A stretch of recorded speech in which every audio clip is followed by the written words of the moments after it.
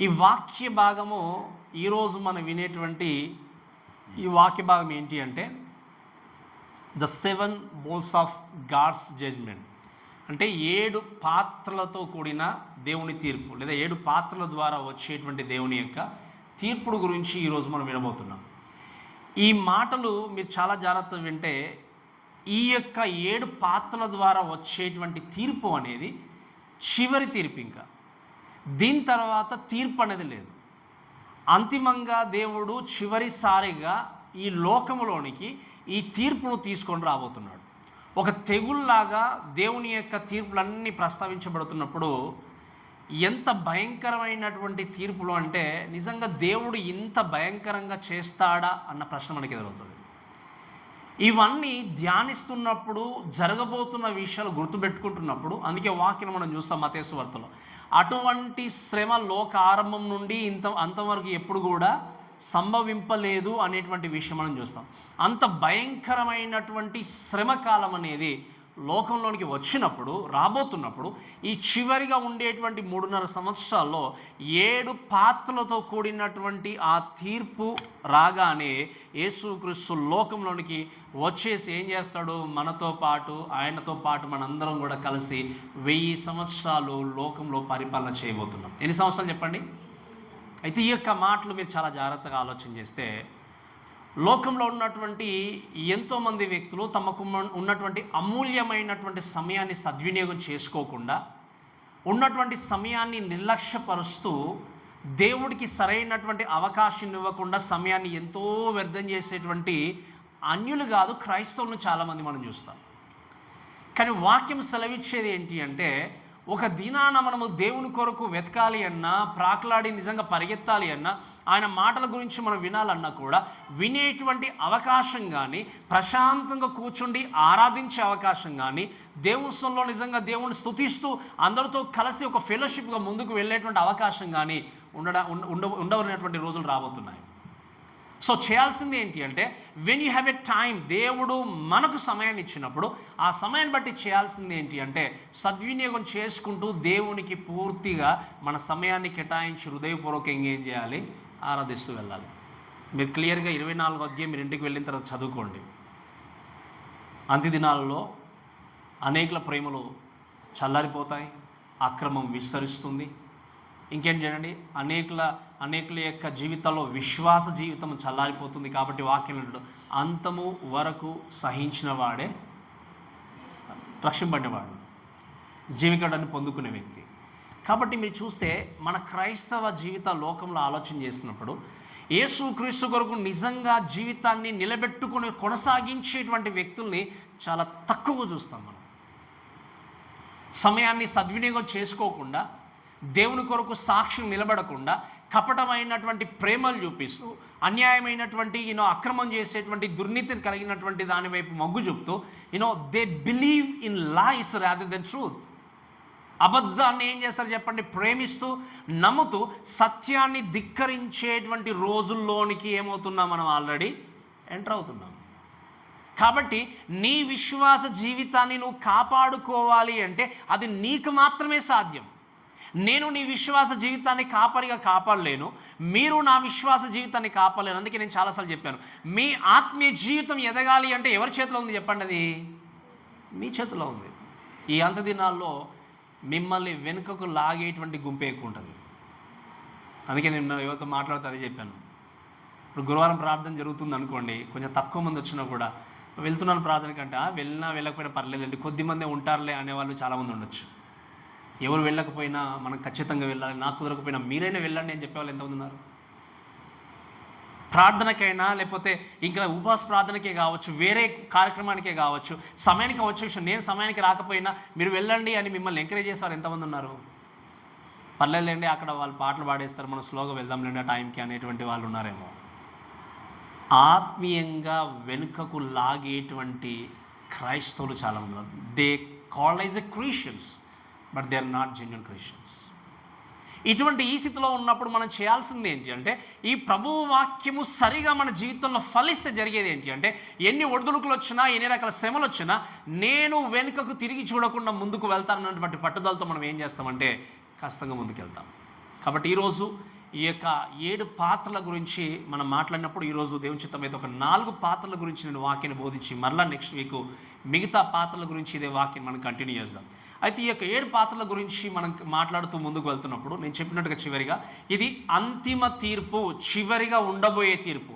ఈ తీర్పును ప్రస్తావించినటువంటి 16వ అధ్యాయం మొదటి వచనం చదువుదాం. మరియు మీరు పోయి దేవుని కోపముతో నిండిన 7 పాత్రలను భూమి మీద కుమ్మరించుడని ఆలయం నుండి గొప్ప స్వరం ఆ 7 దేవదూతలతో చెప్పగా వింటిని. మనకు తెలుసు, లాస్ట్ వీక్ మనం చూసాం ఆ పాత్రలో దేని గురించి, పాత్రలో ఏం నింపబడింది చెప్పండి? దేవుని ఉగ్రత అనే విషయం మనం చూస్తున్నాం.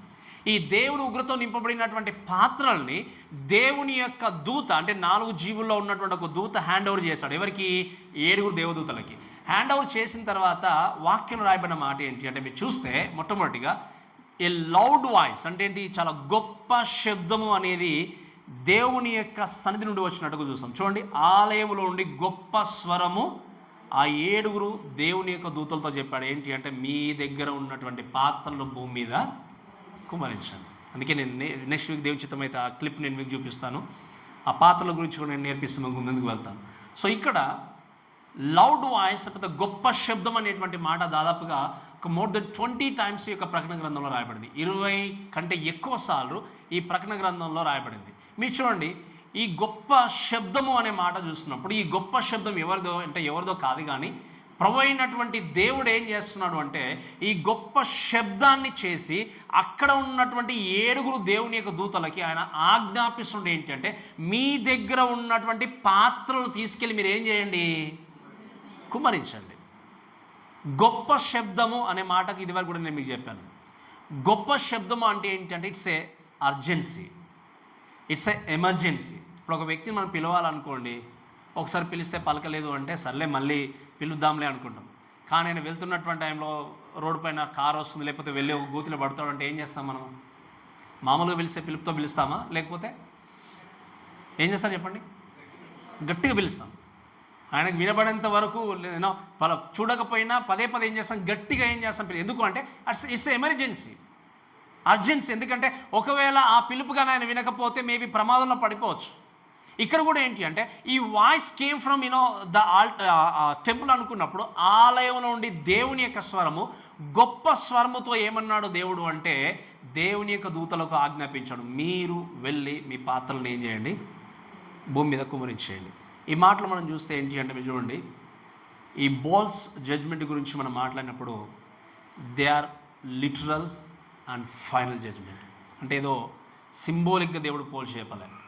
నిజంగా దేవుడు తీర్పు తీస్తాడా అంటే సైంటిఫికల్గా జరుగుతుందేమో, లేకపోతే ఇప్పుడు మనం చూస్తాం కలామిటీస్ అంటే తెలుసు, ప్రకృతి వైపరీత్యాలు అంటే తుఫాను, భూకంపాలు ఇలా ఉంటాయేమంటే వీటికి సంబంధించినవి కాకుండా డైరెక్ట్గా దేవుడి నుండి రాబోతున్నటువంటి తీర్పులు ఇవి.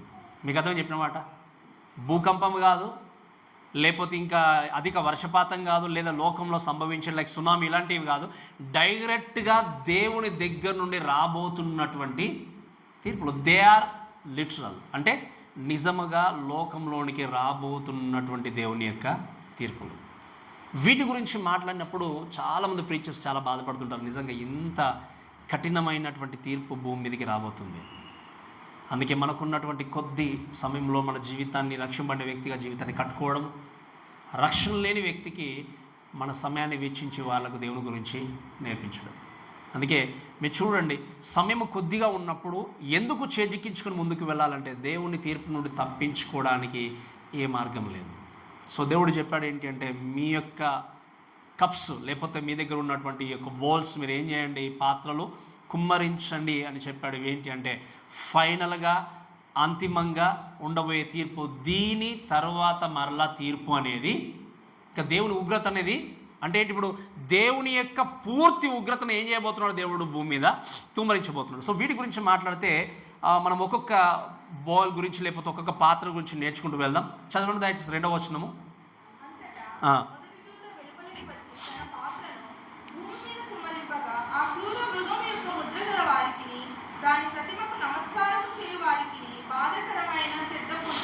వినండి, ఇక్కడ దేవుని యొక్క వాక్యం చూస్తే ద ఫస్ట్ బౌల్, మొట్టమొదటి పాత్ర వాక్యం ఏమనబడింది? మొదటి దూత వెలుపలికి వచ్చి తన పాత్రను భూమి మీద కుమ్మరింపగా చూస్తున్నాం. ఈ మాట మనం చూసినప్పుడు ఏంటి అంటే, మీరు చాలా జాగ్రత్తగా వింటే ఏంటి అంటే, నేను మీకు లాస్ట్ టైం కూడా చెప్పాను, ఈ యొక్క పాత్ర గురించి మనం మాట్లాడినప్పుడు, అంటే ఈ పాత్ర బౌల్ గురించి లేకపోతే ఈ పాత్ర గురించి మాట్లాడుతుంది అంటే లైక్ ఏంటంటే ఓపెన్ సాసర్ అంటాం. అంటే ఇప్పుడు మనం సాసర్ అంటే తెలుసు కదా మనకు, మీకు లాస్ట్ టైం నేను చెప్పాను. ఈ సాసర్ గురించి మాట్లాడినప్పుడు, ఈ యొక్క పాత్ర గురించి మాట్లాడితే, కుమ్మరించాలి అంటే మనం గ్లాస్తో పోసినట్టుగా ఆ పాత్రతో పోయగలం మనం. మీరు చాలా ఇమాజిన్ చేసుకోండి చాలా చక్కగా. గ్లాస్లో ఒక వాటర్ ఉన్నాయనుకోండి, మనం స్లోగా ఒక దారిలాగా కిందికి పోయొచ్చు. ఈ పాత్రలో ఉన్నదాన్ని పోయాలి అంటే ఏంటి తెలుసా? All at once. మీకు అర్థం చెప్పినమాట, ఒకేసారి పాత్రను తీసుకొని కుమ్మరించేయడం అంతే. ఇంకా అంటే ఒక్కొక్క విధంగా, ఒక్కొక్క చుక్కలాగా, ఒక్కొక్క విధంగా ఏదో కొంచెం కొంచెంగా దేవుడు వారిని బాధ పెడతాడానికి దేవుడు ఏమన్నాడు? You go and dump everything అంటే ఏమన్నాడు దేవుడు? ఒకేసారి ఆ పాత్రలు ఏం చేయబడతాయి చెప్పండి? కుమ్మరించబడతాయి. అంటే ఒక విధంగా పార్షియల్గా అనేది ఏం లేదు. కాబట్టి మొట్టమొదటి దేవుని యొక్క దూత వీళ్ళు ఏం చేశాడు? ఆ పాత్రను తీసుకొని ఎక్కడ కుమ్మరించాడు చెప్పండి? తీసుకున్నాడు, భూమి మీద వేసేసాడు.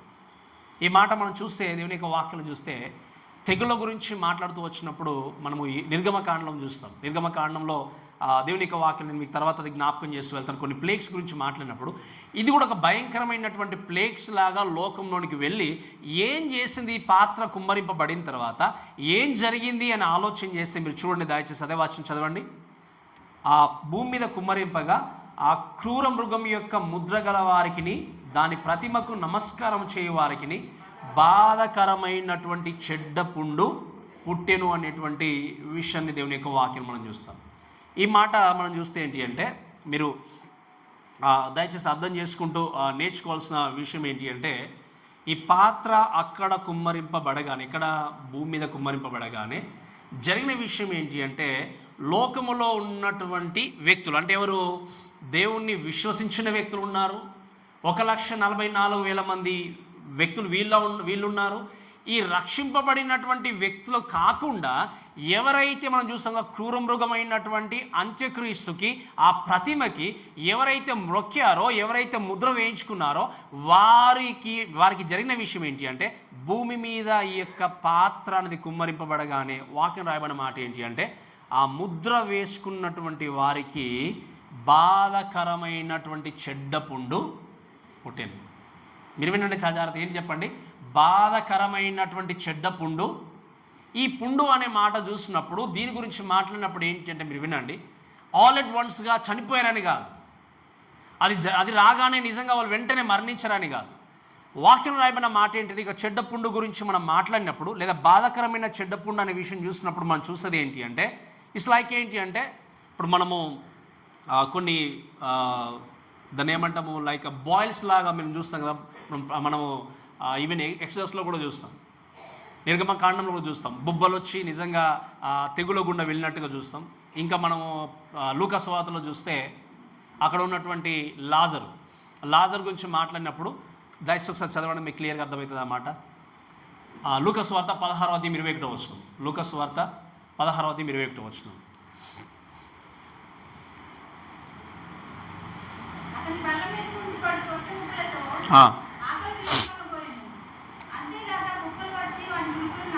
రైట్, ఏముంది చెప్పండి అక్కడ? బాధాకరమైనటువంటి ఏంటి చెప్పండి? ఆ వ్యక్తి బాధపడుతున్నప్పుడు, ఇంకా చదవండి మరొకసారి చదవండి 21వ వచనం.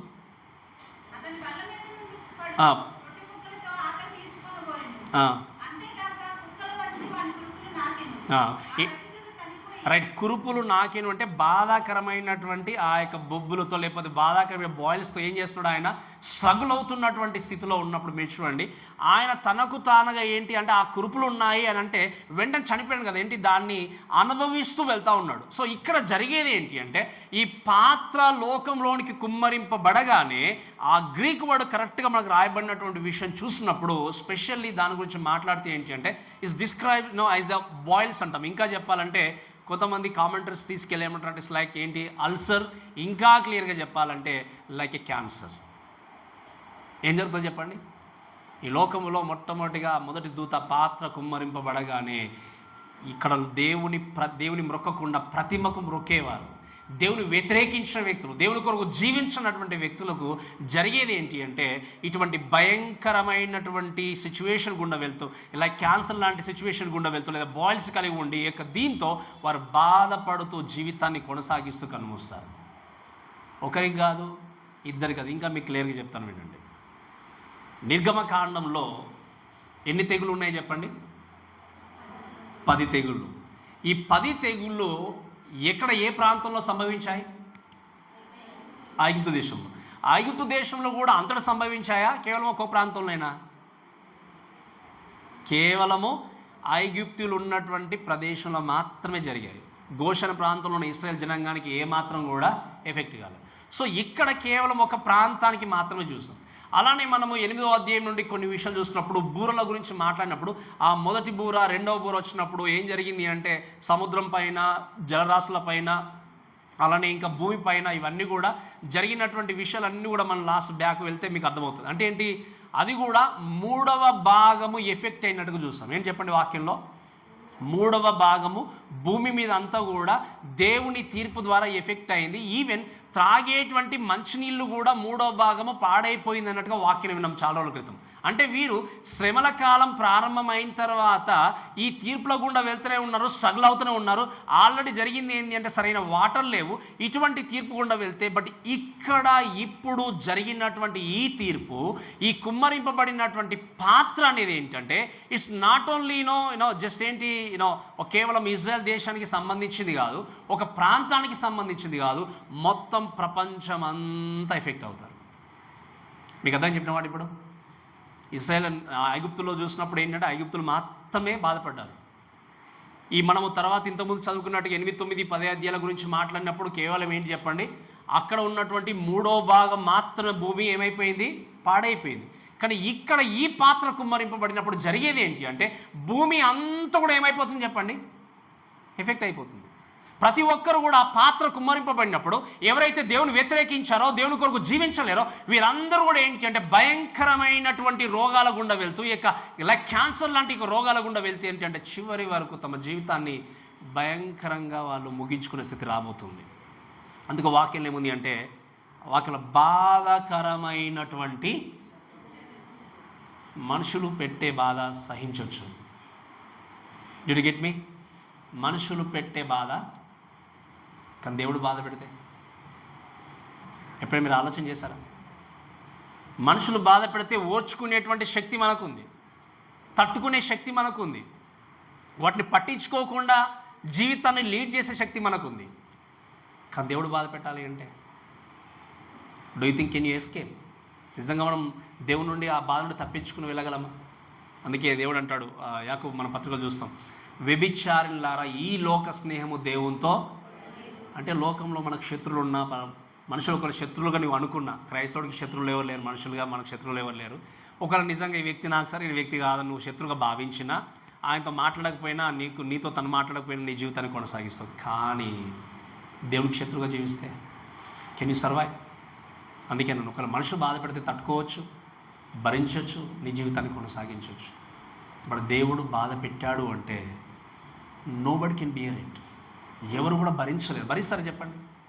భరించలేరు, ఎవరు కూడా భరించలేరు. అటువంటి బాధకరమైనటువంటి చెడ్డ పుండుతో ఏం చేయబోతున్నాడు దేవుడు? తీర్పు తీర్చుకొని రాబోతున్నాడు. ఎవరిపైకి? దేవుణ్ణి ఎన్నోసార్లు వ్యతిరేకించిన వారు. ఎన్నిసార్లు వాక్యం చెప్పినా, ఎన్నిసార్లు మీరు గమనించండి, దేవుడు అనాది తన ప్రణాళిక ప్రకారంగా లోకంలోనికి ఆయన వచ్చాడు, కన్ను మూసాడు, తిరిగి లేచి వెళ్ళిపోయి అని చెప్పాడు. మీరు సర్వలోకానికి వెళ్ళి సర్వ సృష్టికి స్వార్థ ప్రకటించని చెప్పాడు.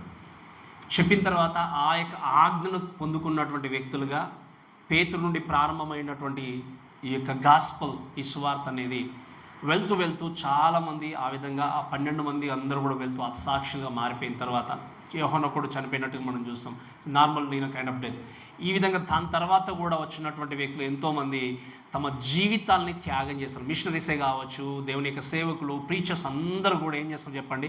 వారి జీవితాలని త్యాగం చేస్తూ వెళ్తూ ఉన్నారు, సువార్త ప్రకటిస్తూనే ఉన్నారు.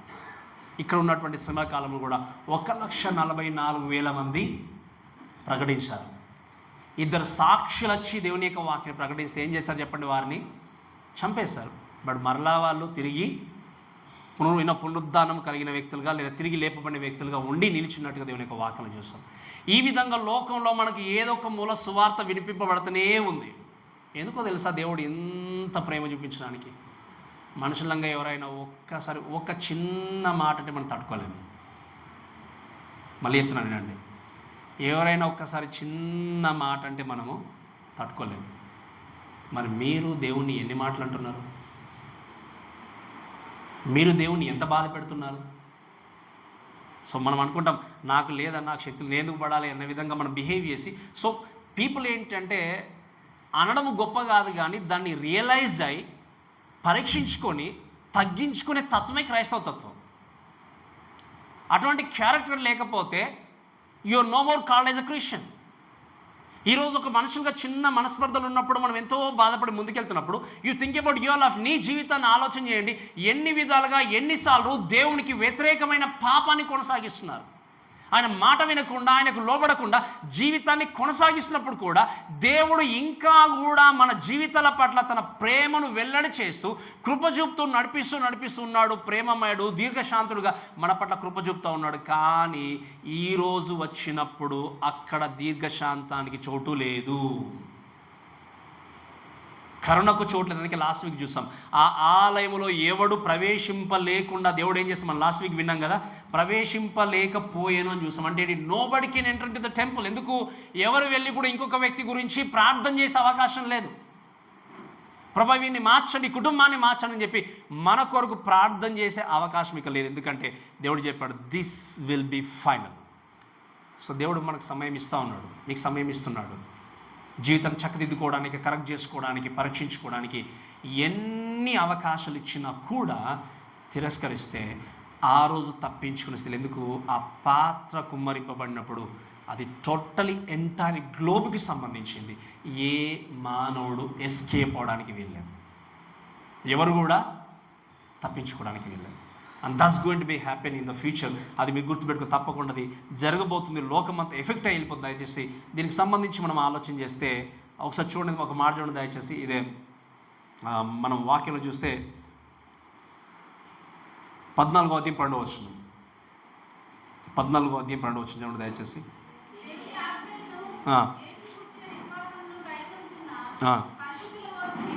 రైట్, దయచేసి 10వ వచనం చదవండి. 10వ వచనం నుండి, ఏమీ కలపబడకుండా దేవుని ఉగ్రత పాత్రలో పోయబడిన దేవుని కోపం మద్యమును వాడు త్రాగును, పరిశుద్ధ దూతలేటను గొర్రెపిల్లలను అగ్ని గంధకముల చేతవాడు. ఈ దేవుడు ముందుగా చెప్పాడు. ఇప్పుడు జరుగుతుంది ఏం చెప్పండి, వారు ఖచ్చితంగా ఈ బాధల గుండా వెళ్ళాల్సి వస్తుంది. ఈ చెడ్డ పుండును కలిగి ఉండి బీస్ట్ గురించి మనం మాట్లాడినప్పుడు ఒక మాట మనం చూసింది ఏంటంటే, ఆ ప్రతిమకు కానీ దానికి నమస్కారం చేసిన వ్యక్తి, వారు ముద్ర వేయించుకున్న వ్యక్తి, అంటే ఎవరైతే వేయించుకున్నారో, ఎవరైతే ప్రతిమకు మొక్కారో వారందరూ కూడా ఈ చెడ్డ పుండు అంటే భయంకరమైనటువంటి ఈ సిచ్యువేషన్ గుండా వెళ్ళబోయేటువంటి రోజు రాబోతుంది. అందుకే నేను చెప్పాను, మానవుడు గాయపరిస్తే భరించవచ్చు, తట్టుకోవచ్చు, గాయం మానవచ్చు. దేవుడు గాయం చేశాడు అంటే దేవుడే మానపాలి. అందుకే వాక్యం ఏముంది, నేను గాయము చేసేవాడిని, గాయము. సో గాయము దేవుడు చేసి నేను మాన్పని వదిలేస్తే అదే జరగబోయేది. ఇక్కడ ఇక మాన్పడానికి వీల్లేదు. అక్కడ దేవుడు చెప్పాడు నో క్యూర్. ఏంటి క్యూర్ అనుకుంటే ఏంటి తెలుసా, క్యూర్ అనేది లేదు, కానీ ఎవర్ లాస్టింగ్గా ఎప్పటికీ ఎల్లకాలం కూడా వెళ్ళి నరకములో బాధ అనుభవించాల్సిందే. ఇది లోకంలోనికి రాబోతున్న మొదటి పాత్ర ద్వారా వచ్చేటువంటి తీర్పు. రెండవ పాత్ర గురించి చూద్దాం, చదవండి 3వ వచనం. రెండవ దూత తన పాత్రను సముద్రంలో కుమ్మరింపగా, వినండి ఏం జరిగింది. రెండవ దూత వచ్చాడు, దేవుడు చెప్పాడు, ఆజ్ఞాపించాడు కదా. రెండవ దూత బయటకు వచ్చి, రెండవ దూత ఏం చేశాడు, ఎక్కడ మొదటి దూతనేమో భూమి మీద కుమ్మరించాడు, రెండవ దూత ఏం చేశాడు చెప్పండి. వినండి చాలా జాగ్రత్తగా. ఇదివరకు నేను చెప్పినట్టుగా ఎంత భాగము సముద్రము పాడైపోయింది, 3వ భాగం. ఇప్పుడు ఏం జరిగింది సార్, ఎంటైర్ ఓషన్స్ అంటే పూర్తిగా భూమి మీద ఉన్నటువంటి సముద్రం మీద ఈ పాత్ర కుమ్మరింపబడగానే వాక్యంలో జరిగే విషయం ఏంటి అంటే, చూడండి, ఆ పాత్ర కుమ్మరింపబడగానే జరిగిన విషయం ఏంటంటే, ఆ సముద్రము పీనుగు రక్తము వంటిది ఆయన, అందువలన సముద్రంలో ఉన్న జీవ జంతువులన్నీ చర్చలు. మీరు 8వ అధ్యాయం 9వ వచనం చూడండి ఒకసారి. ఇదే ప్రకటన గ్రంథం 8వ అధ్యాయం 9వ వచనం.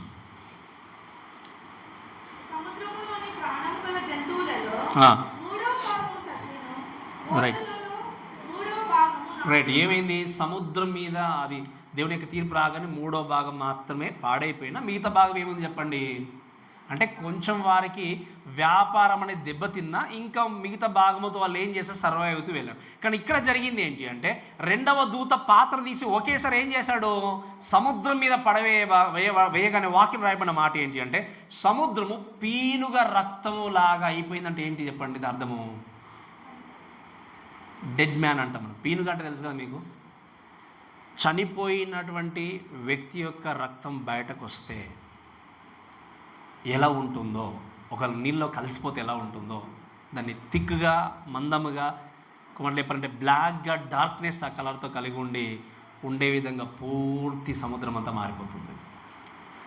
ఊహించుకుంటున్నారు మీరు? అర్థమైందని చెప్పిన మాట. ఒక చనిపోయిన వ్యక్తి ఇంకేమవుతుంది చెప్పండి? ఆ రక్తం అంతా వేడిగా ఉండదు, ఏమైతే చెప్పండి? కూల్ అయిపోతుంది, అంతే కదా? ఒక వ్యక్తి చనిపోయాడంటే బాడీ అంతా కూల్ అయిపోతుంది. ఆ కూల్గా లేకపోతే మందంగా ఆ విధంగా డార్క్నెస్తో కూడినటువంటి విధంగా సముద్రంలో వాటర్ అంతా కూడా మారిపోతాయి. వాక్యం రాయబడిన మాట ఏంటి అంటే, సముద్రంలో ఉన్నటువంటి జీవ జంతువులన్నీ చచ్చను. ఫిష్ తిందామన్నా తినడానికి లేదు. ఇంకా సముద్రం ద్వారా జరిగే వర్తక వ్యాపారాలన్నీ ఏమైపోయినాయి చెప్పండి? క్లోజ్ అయిపోతున్నాయి. అప్పటికే వాళ్ళు స్ట్రగుల్ అవుతున్నారు. 3వ భాగం అంతా కూడా పాడైపోయింది. అప్పటికే స్ట్రగుల్ అవుతున్నటువంటి ఈ టైంలో దేవుడు చేసింది ఏంటి అంటే, ఇంకో పక్క మొదటి దూత ఆ యొక్క పాత్రను వేయగానే వీళ్ళు ఏమవుతున్నారు? ఒక ప్రక్క ఈ యొక్క పుండ్లతో భయంకరమైన స్థితిలో ఉండి బాధపడుతుండగా ఇంకోటి జరిగింది ఏంటి? కనీసం తినడానికి సరైనటువంటి తిండి కూడా. ఒకసారి ఊహించుకుంటే ఎలా ఉంది చెప్పండి? ఈ హోటల్ కాకపోతే ఇంకో హోటల్కి వెళ్ళి తెచ్చుకుంటాం అనుకుంటాం మనం, బట్ అక్కడ ఎక్కడ వెళ్ళడానికి లేదు. ప్రపంచంలో ఉన్న ప్రతీది కూడా ఏమైపోయింది చెప్పండి? ఎఫెక్ట్ అయిపోయింది. దేవుడు చెప్పండి, సర్వలోకం మీద ఏం చేశాడు చెప్పండి? ఆయన ఆ భూమి పైన ఉన్నటువంటి భూమి మీద కుమ్మరించాడు. 2వ పాత్ర ఏంటంటే సముద్రం మీద కుమ్మరించినప్పుడు ప్రతీది కూడా వాక్యం మీద గమనిస్తే ఒక చచ్చినటువంటి వ్యక్తి యొక్క రక్తం ఎలా అయిపోతుందో అలా మొత్తం కూడా వాటర్ అంతా అయిపోయాయి. డూ యూ థింక్ రియల్లీ ఎంత భయంకరమైన సిచ్యువేషన్ ఆలోచన చేయండి. మనం ఊహించుకుంటేనే ఎలా ఉంటుందో అన్న విధంగా మనం ఫీల్ అవుతూ ఉన్నాం. ఎలా ఉండబోతుందని చెప్పండి? ఆలోచన చేయని పరిస్థితి. దేవుడు ఎన్నో అవకాశాలు ఇచ్చాడు. రిపెంట్ మార్మన్స్ పొందండి, జీవితం చక్కదిద్దుకోండి అంటే మన దేవుడు మంచివాడు. ఎన్నిసార్లు తప్పులు చేసినా గట్టిగా చెప్పండి క్షమిస్తాడు. దేవుడు చాలా మంచివాడు కదా, మనమంటే మంచి వాళ్ళం కాదు. దేవుడు మంచివాడు, ఆయన క్షమించేవాడు, దయగుణం కలిగినవాడు, ప్రేమామయుడు. ఆయన ఎవరిని త్రోసివేడు, అందరి దగ్గర తీసుకునేవాడు, అందరిని తీసుకునేవాడే. కానీ దేవుడు కూడా అన్నాడు, you have only few days, maybe కొన్ని రోజులు మాత్రమే లేదా కొంతకాలం మాత్రమే ఆ సమయం, ఆ డోర్ క్లోజ్ అయింది అంటే నువ్వు ఎస్కేప్ కావడానికి పరిగెత్తడానికి, దేవా ఇది నాకు ఆశ్రయంగా ఉన్న దేవుడు మీరే దేవా అంటే నా దగ్గరికి రావడానికి నీకు డోర్స్ లేవని చెప్పి క్లోజ్ చేస్తాడు. అప్పుడు ఎక్కడికి వెళ్ళడానికి అవకాశం అనేది లేదు. సో ఎన్నిసార్లు దేవుడు అవకాశం ఇచ్చి, అందుకే నేను చెప్పాను మీకు ఎవరు కూడా చాలాసార్లు, బైబిల్ అంతట్లో దేవుడు ప్రేమామయుడు, జాలి కలిగిన వ్యక్తి, శాంతి కలిగిన వ్యక్తి అని చెప్పేసేటువంటి మాట కంటే దేవుడు నిజంగా కోపపడేవాడు, పాపాన్ని అసహించుకునేటువంటి దేవుడు అన్న మాట ఎక్కువసార్లు ఉంది. నేను చెప్పిన మీకు అర్థమైందా? దేవుడు ప్రేమామయుడైన మాట కంటే దేవుడు శిక్షిస్తాడు, దేవుడు కోపగించుకున్నాడనే మాటనే ఎక్కువసార్లు. మరి దేని గురించి ఎక్కువ ప్రసంగాలు వింటాం మనం? ఎందుకంటే అవే ఇష్టం కదా మనకి. ప్రేమ అంటే ఎంత బాగుంది వినడానికి. అయ్యో దేవుడు పర్లేదు అయితే నీ చర్చికి సరిగా రాకపోయినా దేవుడు క్షమించేస్తాడు. సో సమయానికి రాకపోయినా దేవుడు క్షమించేస్తాడు. సరిగా ప్రార్థన చేయకపోయినా దేవుడు క్షమించేస్తాడు. చర్చిలో సరిగా వాక్యం వినకపోయినా దేవుడు క్షమించేస్తాడు. So we take it for granted. But దానికంటే ఎక్కువ ఏముందో తెలుసా? ఇవన్నీ చేస్తే మీరు తీర్పులోని ఖచ్చితంగా వస్తారు అనే విషయమే ఎక్కువసార్లు రాయబడింది. మన జీవితం అనేది క్రమశిక్షణ గుండా వెళ్ళేటువంటి జీవితం. అందరిలాగా అన్ని జనులాగా క్రమశిక్షణ లేకుండా నా జీవితాన్ని నా ఇష్టానుసారంగా కొనసాగిస్తాను అంటే దానికి వెళ్ళేది. ఎందుకంటే మన జీవితాన్ని నడిపించే దేవుడు యేసుక్రీస్తు. సో ఎన్నో విధాలుగా అవకాశాలు ఇస్తున్నాడు, కానీ అవకాశాలు సద్వినియోగం చేసుకోకుండా నా రూటు నాదే అని పరిగెత్తితే ఈరోజు ఈ సమయం వచ్చినప్పుడు ప్రభువా నేను మళ్ళీ వస్తాను, మోకరిస్తాను, ప్రార్థన చేస్తానంటే దేవుడు ఏమన్నంటే నో మోర్ ఛాన్స్, ఇంకా అవకాశం లేదు. వీళ్ళు ఏం చేశారు చెప్పండి? ఉన్న వాటర్ అంతా కూడా మొత్తం మారిపోయి, మీరు గమనించండి, వాటర్ అంతా అలా అయిపోయిన తర్వాత ఆ ప్లేగ్స్తో, ఆ సిచ్యువేషన్తో వాళ్ళు ఏమయ్యారంటే స్ట్రగుల్ అవుతూ ఈవెన్ వ్యాపారం వర్తకం చేయకుండా స్ట్రగుల్స్కుండా వెళ్తున్నారు. ఆల్రెడీ మొదటి పాత్ర హిట్ చేసింది, ఆ బాధల గుండా వెళ్తున్నారు. రెండవ పాత్ర పోయగానే ఏం జరిగింది చెప్పండి? సముద్రం అంతా కూడా ఇలా అయిపోయింది. లెట్స్ గో టు మూడో పాత్ర గురించి చూడండి. ఏం జరిగింది? మూడవ దూత తన పాత్రను నదుల్లోనూ జలధారలోను కుమ్మరింపగా, వినండి ఏం జరిగింది ఇక్కడ, మీరు వినండి. రెండవ దూత పాత్ర కుమ్మరింపగానే ఎక్కడ కుమ్మరించాడు రెండవ దూత? ఏం జరిగింది? సముద్రం అంతా మొత్తం పీనుగు రక్తంలాగా అయిపోయింది. ఇప్పుడు మూడవ దూత చేంజ్ చేశాడు. ఇంకా మాకు ఈ వాటర్ లేకపోతే ఇంకో వాటర్ని అనుకున్నారు వారు. ఏ వాటర్ చెప్పండి? నదుల్లో జలద్వారాలు వచ్చే నది. ఇప్పుడు ఏం జరిగింది? మూడో దూత కూడా వీళ్ళు ఎక్కడ కుమ్మరించాడు వాటర్, ఆ యొక్క తీర్పును, ఆ యొక్క పాత్రను నదుల్లోనూ జలధారలోను కుమ్మరింపగా అవి ఏమైపోయాయి? ఆల్రెడీ ఈ యొక్క బూరల తీర్పుల ద్వారా మూడో భాగం అంతా జలధారలు ఏమైపోయాయి? ఆల్రెడీ ఎఫెక్ట్ అయ్యాయి. ఇప్పుడు పూర్తిగా ఉన్నటువంటి జలధారల మీద కూడా ఏం చేశాడు దేవుడు? ఇప్పుడు చెప్పండి, ఎలా సర్వైవ్ కావాలి ఒక వ్యక్తి? మీకు అర్థమైంది? ఇప్పుడు మనుషులు చేసే గాయములు తప్పించుకొని ఇంకో ప్రాంతంలో బ్రతకచ్చు. మనుషులతో విభేదాలు ఉంటే పోరాటం చేసి ఇక్కడ నిలబడి నువ్వు స్ట్రగుల్స్ అయ్యి ముందుకు వెళ్ళిపోవచ్చు. బట్ దేవుణ్ణి తప్పించుకొని ఎక్కడికి పరిగెత్తావు? ఎక్కడ షెల్టర్ వేసుకుంటావు చెప్పండి? ఏ ప్రాంతానికి వెళ్ళినా, ఏ దేశానికి వెళ్ళినా, ఎక్కడ వెళ్ళినా కూడా ఈ సమస్త లోకానికి అధిపతి ఆయన. సమస్తాన్ని సృష్టించిన దేవుడు ఆయన. ఈరోజు నువ్వు దేవుని నిర్లక్ష్యం చేసి ఇవన్నీ పట్టించుకోకుండా ఉంటే దేవుడు చేసేది ఏంటంటే is going to close all the doors. Every door అంతా కూడా, ప్రతి ఒక్క తలుపును కూడా దేవుడు మూసేసినప్పుడు నువ్వు ఎక్కడికి పరిగెత్తాలన్నా కూడా నీకు డోర్ కనిపించదు, విడుదల లేదు. You are not going to escape until unless when you have a time you go to Jesus and ask forgiveness. అందుకే మన జీవితంలో అందుకే చెప్పాను, if you do not have the attitude of forgiveness, ఆ రియలైజేషన్ లేకపోతే you never called as a Christian, true Christian. అందుకే చెప్పాను, నువ్వు ఎంత లోకంలో బ్రతికినా కూడా ఆ పశ్చాత్తాప హృదయం నీకు లేకపోతే నిజంగా నీ హృదయంలో దేవుడు లేడు. పశ్చాత్తాపము లేనటువంటి హృదయము దేవుడికి పనికిరాని హృదయము. ఎందుకు చెప్పండి? పశ్చాత్తాపం ఉంటేనే కదా ప్రభు పాదల దగ్గర మనం ప్రార్థన చేసి మన పాపాన్ని ఒప్పుకుంటేనే కదా దేవుడు మన జీవితంలోనికి వచ్చేది. And if you have a Jesus in your heart, నీ జీవితంలో, నీ హృదయంలో యేసుక్రీస్తు ఉంటే ప్రతిరోజు కూడా నీ యొక్క జీవితంలో జరిగించే క్రియలను బట్టి ప్రభు ఈరోజు నేను తప్పు చేసి నన్ను క్షమించమని నువ్వేం చేస్తావు చెప్పండి? దేవుని దగ్గర ఏడుకుంటావు. ఈరోజు గమనించండి, సముద్రం పాడైపోయింది. ఒక పక్క గాయాలతో వాళ్ళు ఏం చేస్తారు? ఆ యొక్క పుండ్ల గుండా వెళ్తున్నారు. ఇంకో పక్క త్రాగడానికి కనీసం నీళ్ళు కూడా లేవు. So the became blood. Already మనం ఫ్రెష్ వాటర్ అన్నీ కూడా ఆ ఉన్న కొంచెం షార్ట్ సప్లై కూడా ఏమైపోయింది చెప్పండి? మొత్తం కూడా ఎఫెక్ట్ అయినట్టుగా మనం చూస్తాం. కాబట్టి ఫ్రెష్ వాటర్ లేకుండా ఎంతో స్ట్రగుల్ అయినట్టుగా దేవుని యొక్క వాక్యలు చూస్తాం. అయితే దీని గురించి మాట్లాడినప్పుడు మీరు చూడండి, ఇవన్నీ జరిగినప్పుడు మనుషులు అక్కడ ఉన్నటువంటి వారికి వచ్చే క్వశ్చన్ ఏంటి అంటే, దేవుడు నిజంగా ఇంత క్రూరుడా? అందరినీ కూడా ఆయన రోగంతో మొత్తేశాడు, బాధకరమైన పుండ్లతో ఉన్నారు జనులందరూ కూడా, సముద్రం అంతా రక్తంలాగా మారిపోయింది, కనీసం త్రాగడానికి నీళ్ళు లేకుండా ప్రతి నదిని, ప్రతి జీవజల నదులను ఏం చేశాడు ఆయన?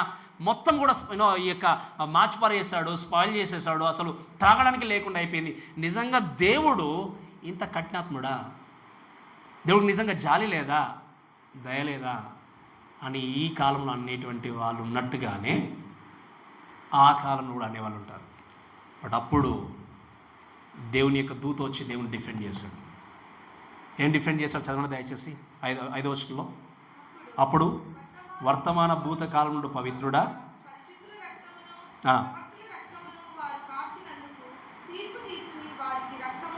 వినండి, అప్పుడు దేవుని యొక్క దూత చెప్పాడు ఏంటి అంటే, మీరు అనుకున్నా అనుకోకపోయినా దేవుడు ఎప్పుడు కూడా అన్యాయంగా ఈ విధంగా ఏ తీర్పును తీసుకొచ్చే దేవుడు కాదు. ఏమని చెప్పాడు మీరు గమనించండి. అప్పుడు వర్తమాన భూతకాలం నుండి పవిత్రుడ పరిశుద్ధుల రక్తమును, ప్రవక్తల రక్తమును వారు కాచినందుకు తీర్పు తీర్చి వారికి రక్తము ఏం చేశాడు? అందుకే ఒకసారి చదవండి మరొకసారి 14వ అధ్యాయం 10వ వచనము. ఏమీ కలపబడకుండా దేవుని ఉగ్రత పాత్రలో పోయబడిన దేవుని కోపమైన మద్యమును వాడు, ఏమీ కలపబడకుండా ఉండేటువంటి దేవుని ఉగ్రత ఉన్నటువంటి కోపమైన మద్యమును వాళ్ళు ఏం చేస్తారు? త్రాగునన్నట్టుగా ఇక్కడ ఏం చేస్తారు? ఇప్పుడు హింస గుండా వెళ్తున్నారు, కష్టాల గుండా వెళ్తున్నారు.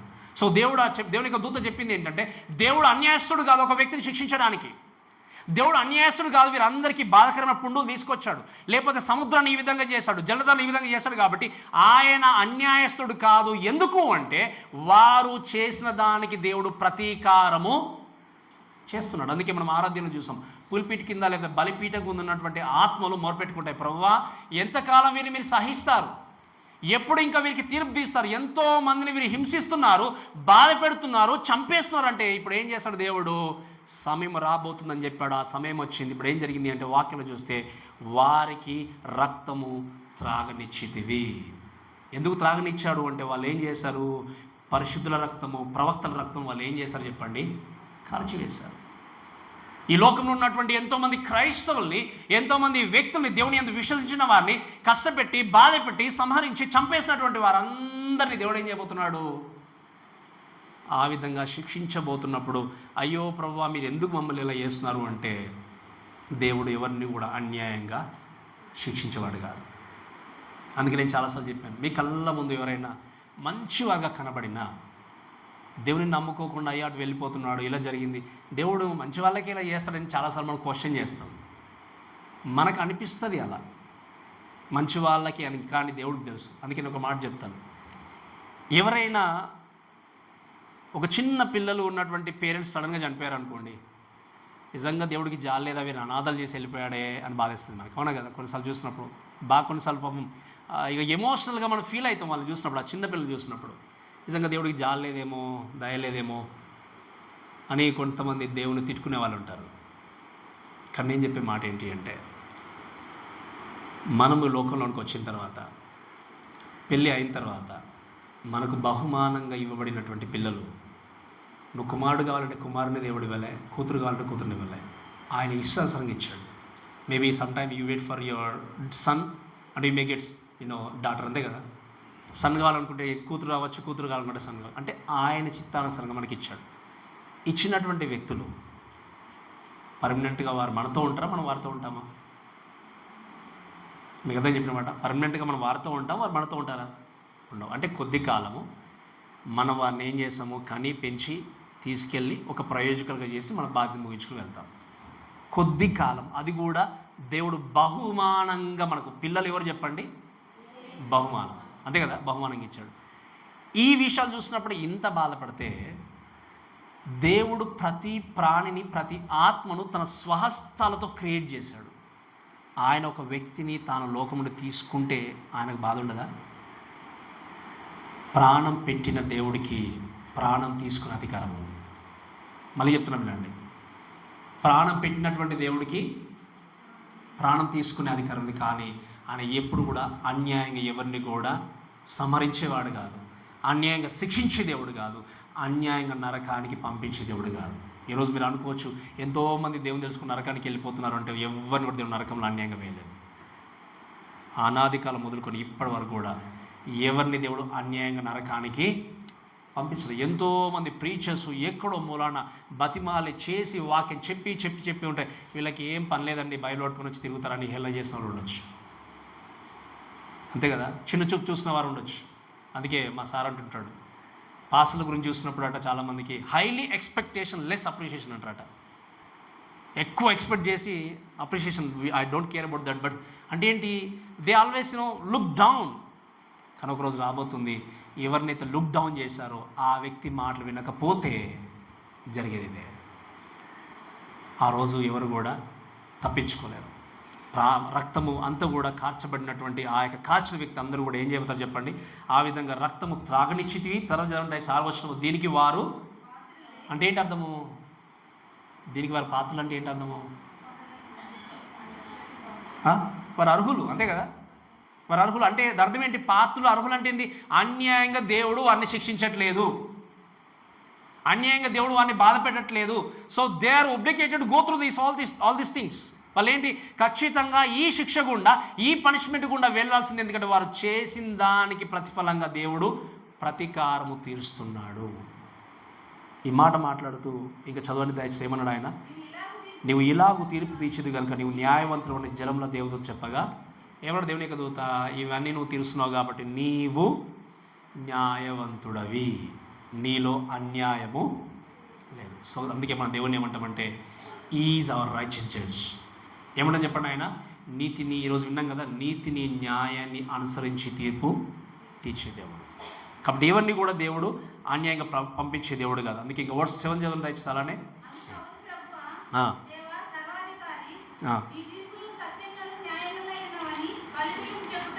రైట్. ఇక్కడ ఎవరు చెప్పాడ సాక్ష్యం, మళ్ళీ బలిపీఠం కింద వ్యక్తులు కూడా ఇప్పటి నుండి వెయిట్ చేస్తున్నారు. And the scene, the judgment, what they're waiting for. వాళ్ళు దేని గురించి అయితే ఎదురు చూస్తారో ఆ జడ్జ్మెంట్ రానే వచ్చింది. అప్పుడు వాళ్ళు చెప్పిన మాట ఏంటంటే, బలిపీఠం చెప్పిన మాట ఏంటి, మీ తీర్పులు సత్యములను న్యాయములై ఉన్నవి, ఆయన తీర్పులో అసత్యం లేదు, ఆయన తీర్పు అన్యంతో కూడుకున్నవాడు. అందుకే మీరు వినండి, దావీదుకి ఒక రోజు ఒక పరిస్థితి ఎదురవుతుంది. మీకు తెలుసు, 3 ఆప్షన్స్ పెడతాడు దేవుడు కదా దావీదుకి. మీకు అవన్నీ నేను వివరించడానికి సమయం లేదు, కానీ 3 ఆప్షన్స్ పెట్టినప్పుడు ఆయన అంటాడు, నేను మనుషుల చేతిలో పడడం కంటే మీ చేతిలో పడడం మేలు ప్రభా, నేను మీ యొక్క చేతిలో ఉంటాను, మీరు శిక్షించండి ప్రభు అని చెప్పి తన జీవితాన్ని ఆయనకు అప్పగించుకుంటాడు.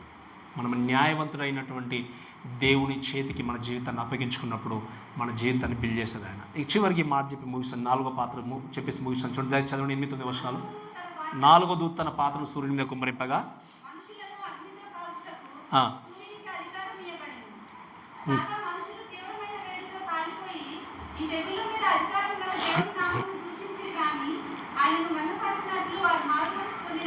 రైట్. 4వ దూత పాత్ర తీసుకుని ఏం చేశాడు, కుమ్మరించాడు. ఫస్ట్ దూత ఎక్కడ కుమ్మరించాడు చెప్పండి, భూమి మీద. 2వ దూత సముద్రం మీద. 3వ దూత నదుల మీద. 4వ దూత ఏం చేశాడు, ఇప్పుడు మీరు వినండి, ఇవి లోకములో ఏదో కలామిటీస్గా సంభవించేటువంటి విషయాలు కావు, కమ్స్ ఫ్రమ్ గాడ్ డైరెక్ట్లీ. ఆ 4వ దూత ఆ 4వ పాత్రను తీసి ఎవరి మీద వేశాడు చెప్పండి, దేని మీద వేశాడు, సూర్యుని మీద వేయగానే జరిగింది ఏంటి అంటే, వాక్యంలో చూస్తే ఆ కుమ్మరింపగా మనుషులను అగ్నితో కాల్చుటకు సూర్యునికి అధికారం ఇవ్వబడిన, కాగా మనుషులు తీవ్రమైన వేడిమితో కాలిపోయి ఈ తెగుళ్ళ మీద అధికారం గల దేవుని నామమును దూషించారు కానీ మహిమపరచలే. అయితే ఇక్కడ ఒక విషయం నేను చెప్పి ముగిస్తాను చూడండి. ఇక్కడ సూర్యుని మీద ఈ పాత్ర కుమ్మరింపబడగానే, ఇంకా చెప్పాలంటే మనకు తెలుసు ఎండాకాలం వచ్చింది అంటే మనం తట్టుకోవడం కష్టం. అలాంటిది ఈ పాత్ర దాన్ని కుమ్మరించగానే ఇంకేంటంటే వాక్యం ఏముంది, వారు తీవ్రమైన వేడిమితో ఏం జరిగింది చెప్పండి, కాలిపోయారు. మనకు ఎండాకాలంలో సమ్మర్లో కొంచెం వేడి ఉంటేనే ఒక రకంగా మనం ఏం చేస్తాం, అసలు బయటకు రాని స్థితిలో ఉంటాం. బట్ దేవుడు తీర్పిచ్చినప్పుడు జరిగేది ఏంటి అంటే, తీవ్రమైన వేడిమితో మనుషులు కాలిపోతారని వాక్యం రాయబడింది. మీరు చూస్తే గమనిస్తే సైంటిఫికల్గా ఈ సన్ గురించి, సూర్యుని గురించి మాట్లాడితే సెంటర్ అంతా కూడా హీలియంతో నిండి ఉంటుంది. మీకు అర్థమైంది కదా. ఎప్పుడైతే ఆ హీలియం ఒకవేళ ఎక్స్పాండ్ అంటే ఎక్కువవేళ కొంచెం సంథింగ్ అంటాం మనం, ఎక్కువ ఒకవేళ ఒకేసారి బస్ట్ అవుట్ అయిపోయింది అనుకోండి, మీరు గమనిస్తే ఆ యొక్క అది ఒకవేళ ఆ విధంగా జరిగింది అని ఆలోచన చేస్తే, ఒకవేళ జరిగితే ఒకవేళ హైడ్రోజన్ గ్యాస్ ఒకవేళ రిలీజ్ అయితే భూమి వితిన్ సెకండ్లో బూడిదైపోతుంది. ఎంత చెప్పండి, వితిన్ సెకండ్లో బూడిదైపోతుంది. అంటే దీన్ని ఇంతకాలము ఆ విధంగా కాకుండా సంరక్షించేది ఎవరు, దేవుడు. కనుక రోజు దేవుడు ఏం చేయబోతున్నాడు, దాని మీద పాత్రను కుమ్మరింపగల దేవుని యొక్క దూత ఆ సూర్యుడు వచ్చేటువంటి తీవ్రమైన వేడికి మనుషులు ఏం చేస్తారు చెప్పండి, కాలిపోయారని దేవుని యొక్క వాక్యం. ఈ పనిష్మెంట్స్ అన్నీ మనం వింటూ ఉంటే కేవలము మన దగ్గర కాదు, ఇండియాలోనే కాదు, అమెరికాలోనే కాదు, ప్రపంచమంతటా కూడా ఆ ఎఫెక్ట్ అనేది జరగబోతుంది. ఇన్ని జరిగినా వాళ్ళ వాక్యంలో ఏముంది అంటే, మీరు చూడండి అక్కడ, వాళ్ళు దేవుని నామమును దూషించిరి కానీ ఆయన మహిమపరిచినట్లు వారు మారు మనస్సు పొందిన వారు కాదు. సో కాబట్టి ఈ విషయాలు బట్టి ఒక విషయం నేను మీకు జ్ఞాపకం చేసిన ముగిస్తాను చూడండి.